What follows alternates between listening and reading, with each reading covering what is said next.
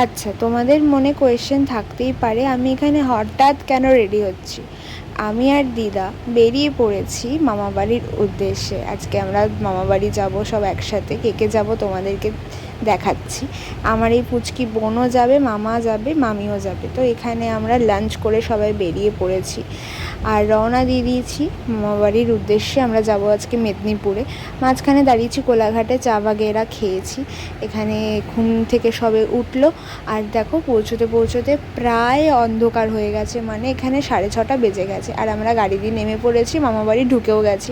Fresh হয়ে এখানে সব গল্পগুজব হচ্ছে। গল্পগুজব ইজ ম্যান্ডেটারি, তাই না, এতদিন পর আসা। তারপর এখানে রাতে ডিনারের জন্য প্রিপারেশন হচ্ছে খিচুড়ি আর হয়েছে পোস্ত আর ডিমের একটা কারির মতো, খুব টেস্টি হয়েছিল যেটা। আর বৃষ্টিও ওয়েদারে এইটা জাস্ট সত্যি বলতে জমে গেছে, পুরো জমে গেছে।